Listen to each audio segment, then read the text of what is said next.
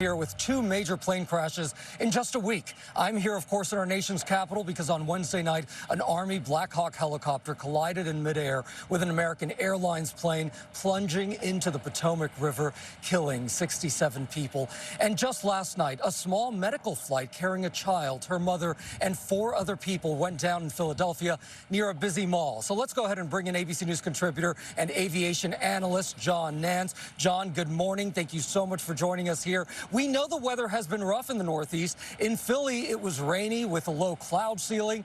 Planes can usually deal with that, but as a pilot, that must make flying much more difficult.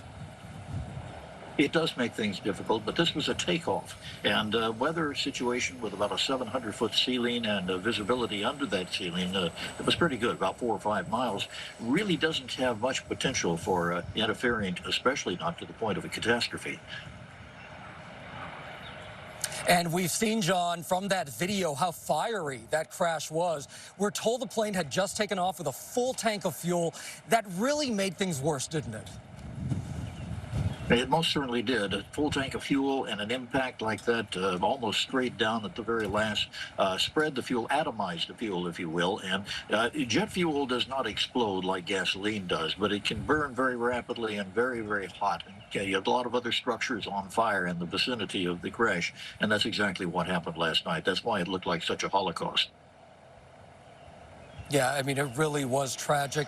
John, while we have you, let's talk about the crash here in Washington, of course, on Wednesday between the Army helicopter and that American Airlines jet. The black box from that helicopter has been recovered, and it was found intact, and that is a very big deal. How important will that be to the investigation? I think it'll be critical.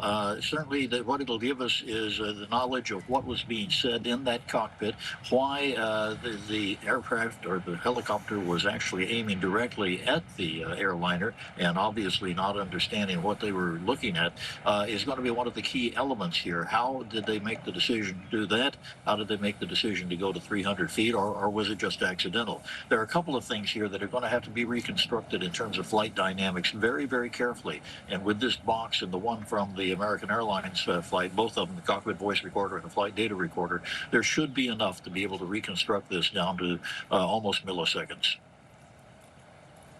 And John, it really was critical to find that black box from the helicopter, because when we're talking about the black boxes from the American Airlines plane, if those pilots there in the plane didn't even know the helicopter was coming, we don't know that for sure, but if they didn't see it coming and had no idea and didn't even know it hit them, well, that wouldn't have told us that much more. So that's why that black box from the helicopter was so important, right?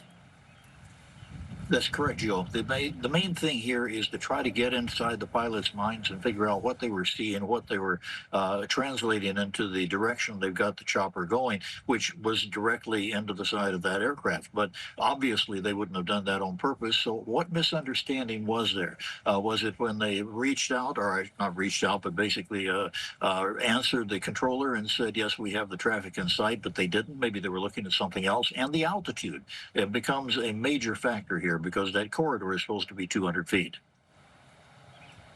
And we know that one of the black boxes there on the American Airlines plane did get some water intrusion. So the NTSB is working on that to get that moisture out and try to recover that data and that voice data as well from those black boxes. But again, the black box from the helicopter has been recovered intact. John Nance, as always, thank you so much for your insight this morning here.